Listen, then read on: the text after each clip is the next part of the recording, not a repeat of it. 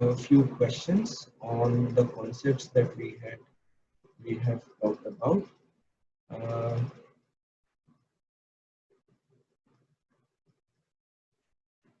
so let me first go to Arjun. Arjun Shrestha, very quickly, can you talk about your question about validity of scale?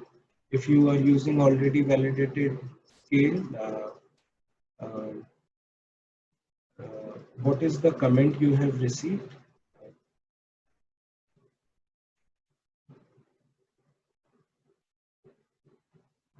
Arjun, is he there? Okay. Uh, Uddhav, uh, if Sir, this is Arjun. Am I Arjun, audible? yes, please go ahead. Sir, recently I submitted a paper to a reputed journal. Okay. So in that there are few constructs like PsyCap and counterproductive work behavior, workplace spirituality, and organizational cynicism. For all these constructs, I have used already tested, validated scales. So Okay. I only tested reliability of these scales with my data, but when I received the reviewers' comment, they Mhm. have asked me, why didn't you test the validity of these scales by doing confirmatory factor analysis? So, but you suggested there is no need to test the validity of the scales Okay. if we Okay. use already tested. No. Okay. Okay. Yes. So Arjun, yeah. So Arjun, when you have already validated scale, yes, you report reliability, and uh, yes, if you have already validated scale, then you can uh, do confirmatory factor analysis. You don't have to do exploratory factor analysis, right? So confirmatory factor analysis is uh, a kind of uh, validity. It is also a kind of reliability testing where you are actually accounting for measurement error and then reporting reliability. We call that reliability as composite reliability. Okay, so using that measurement model, you can again estimate the reliability number. So when I said that you don't need to test for validity, I meant that you don't need to test all those kinds of nomological validity. We will come to those definitions. Don't worry about them, but you don't need to do exploratory factor analysis. You don't need to do discriminant validity testing. You don't need to do nomological validity testing and all of that. Okay, so uh, yes, the comment that the reviewer has given is perfectly fine. You can do confirmatory analysis and report the result, but you don't need to do any exploratory analysis at this stage because you are already taking an established measure. Okay, Yes, thank you, so sir. yeah, yeah.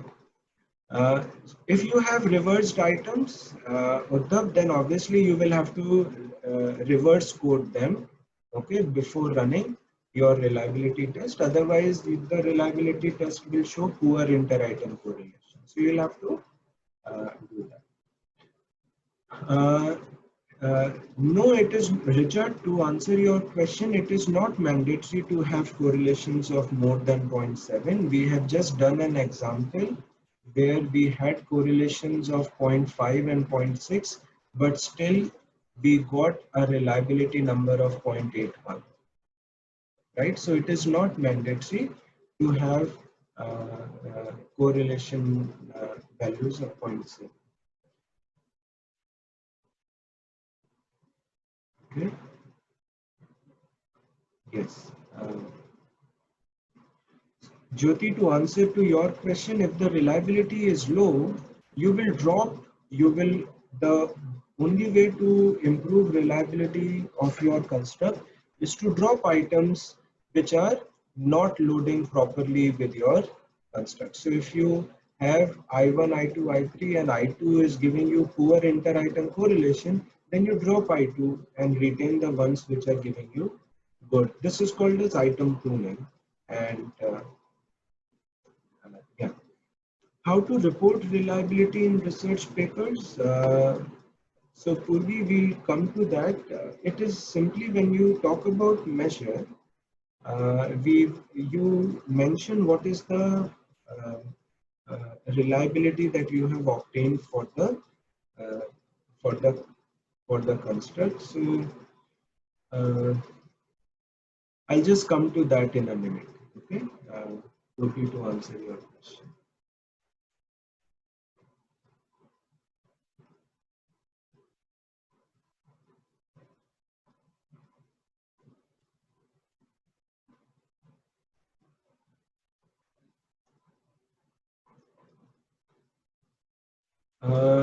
Subhendu, if you do not have correlation table, then I am not sure how you will be able to do reliability testing. Okay, so you need correlation tables. Is there any precondition for ad hoc scoring? Basu, please don't do ad hoc scoring. You should have a clarity on how you are going to score your items. Okay, so I would strongly advise against doing any ad hoc scoring for the items.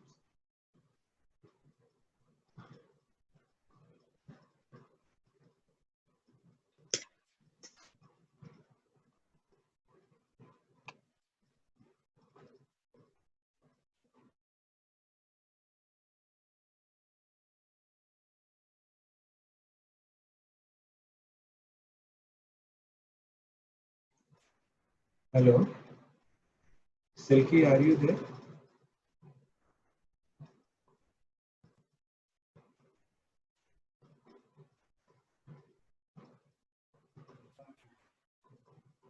Okay.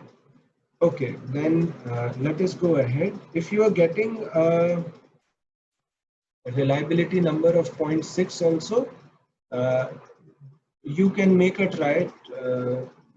There are some papers that are published with 0.6 also, but remember you will have uh, some difficulty in convincing the reviewers uh, for low reliability. A good assured number is 0.7, but yeah, nothing less than 0.6 should be acceptable. Okay, uh, you should try for 0.7. Hello, sir, Silky here. Yes. Sir, Yes, please. so my question was, when we try to hypothesize the model or we create a tentative framework to be tested, as we are doing for the reliability check and validity check, then it is the discretion of the researcher to take the factors which we want to study and which we have understood that yes, these are the factors which are important for this particular construct from the literature review. Is that the case? Yes, yes. So it is your construct. You are defining it. You are deciding on what factors you want to keep in it. But remember, you will have to convince someone else. So think about it this way.